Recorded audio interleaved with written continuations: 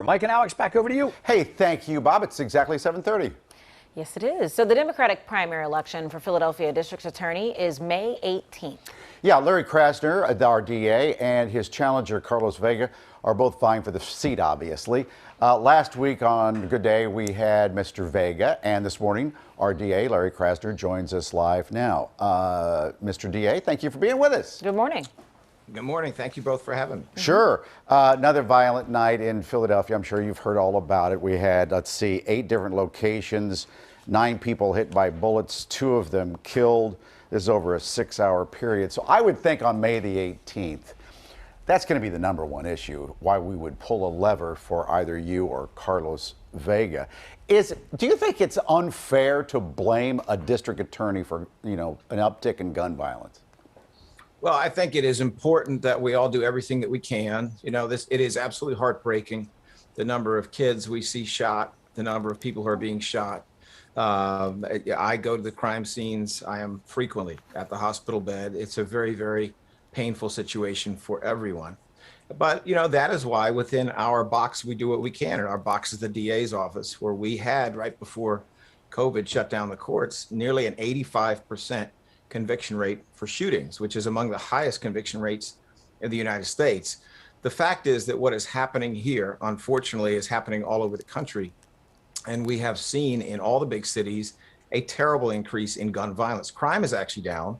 Even violent crime as a category, which includes many other things, is actually down around the country, but shootings are way up. It was up. Way up.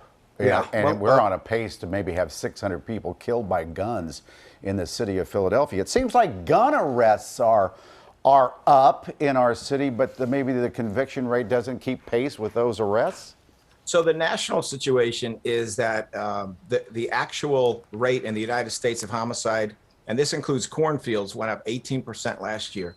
In the big cities, it went up on average 40%. That is exactly the increase that we had in Philadelphia, which is pretty terrible.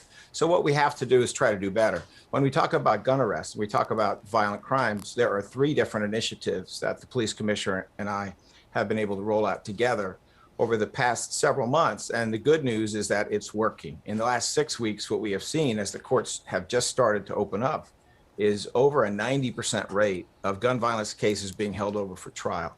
That's better than it was, but it's the consequence of actually 5 different measures with 2 commissioners, but 3 different measures recently that are significantly improving the intelligence that the police are able to pass through to the DA's office. They're improving our ability to assist them with the quality of investigations. Yeah, well, okay, go ahead. Oh, it's just interesting because, there's so many different numbers and things that are being thrown at folks. I know the Inquirer, their analysis last month said that arrests for illegal gun possession have nearly tripled during your time in office, but conviction rates have fallen from 63% to 49%. And when we mentioned earlier that we had your opponent, Carlos Vega, on last week, and he talked about gun prosecution and how it's down. And he also talked about how it's kind of causing some problems for the police department. Here it is.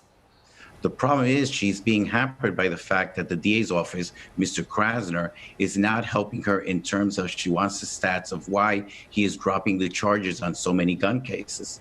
The gun prosecution is down at record levels.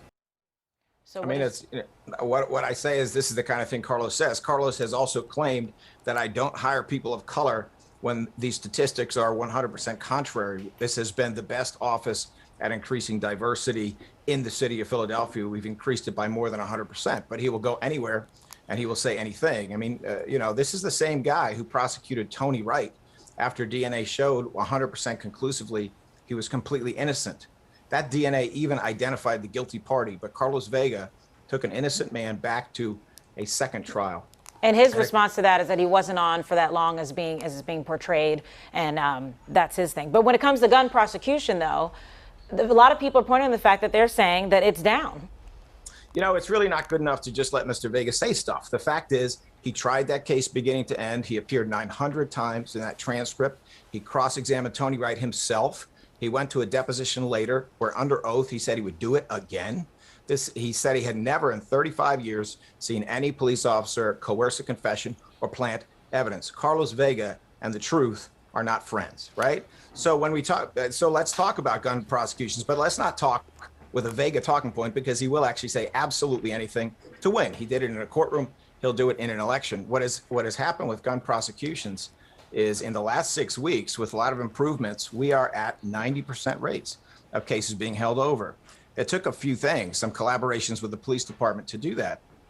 But we were working with a 5-year decline in conviction rate. And police, frankly, were bringing cases that were quite different than what they used to be, for reasons having to do with the end of stop and frisk, illegal stop and frisk, and the start of stopping so many cars. It's a longer tale with specifics in it, but Yeah. I'm happy to say that the police commissioner and I have been able to come up with 3 different approaches that are much more successful now. So the successes of the last 5 or 6 weeks, you've got to weigh that against, since you've been in office since, you were elected in November of 2017.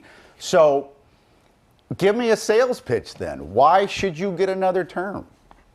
Because we have done exactly what we promised. We said we were going to focus on serious crime. We have a nearly 85% conviction rate for shootings, both fatal and non-fatal. Excuse me, that's my assistant.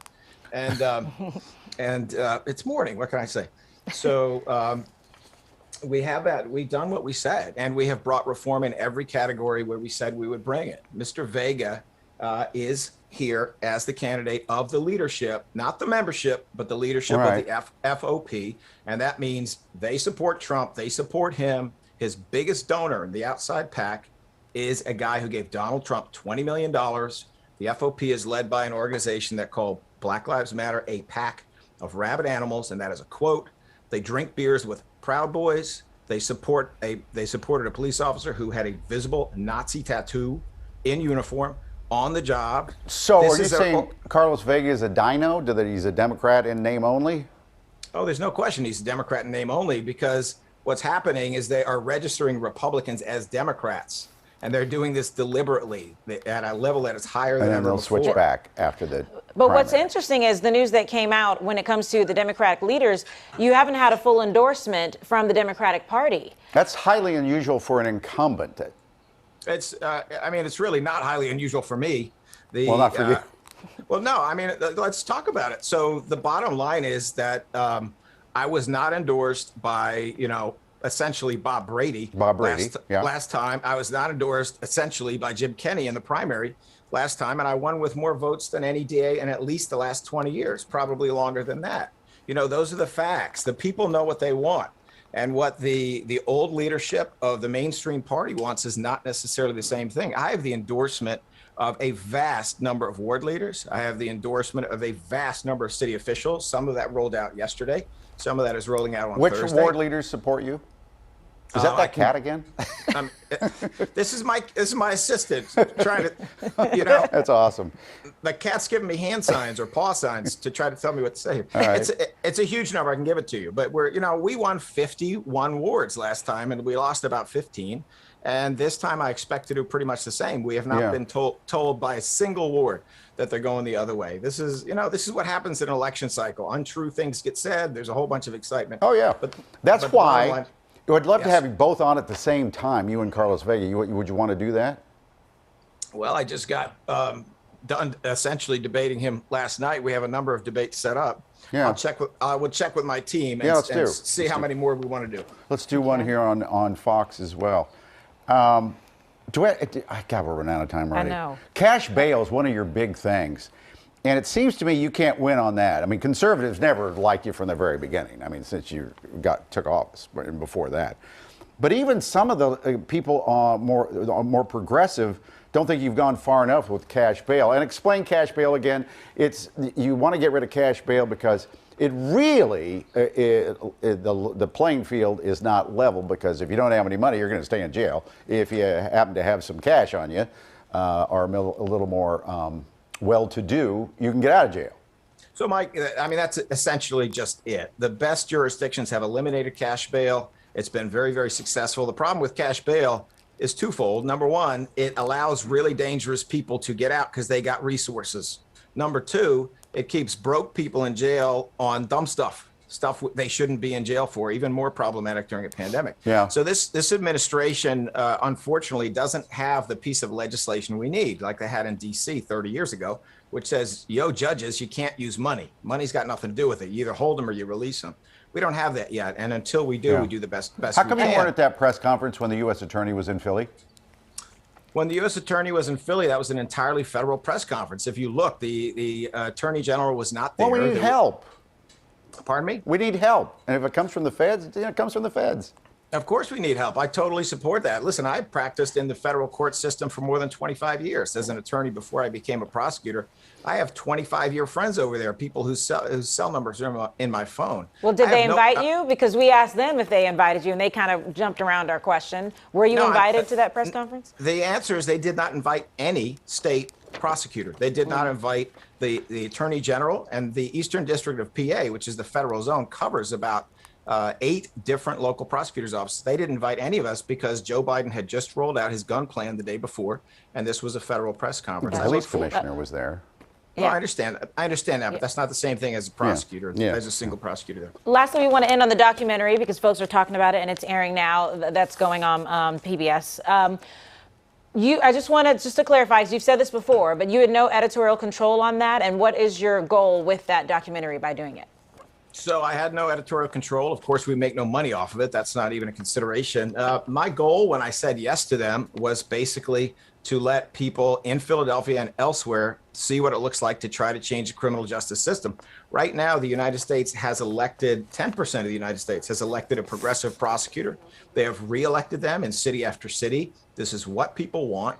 And so I think it was important to see ordinary people, and I am an ordinary person, and I'm surrounded by ordinary people trying to change things, see what works, see what fails. So we took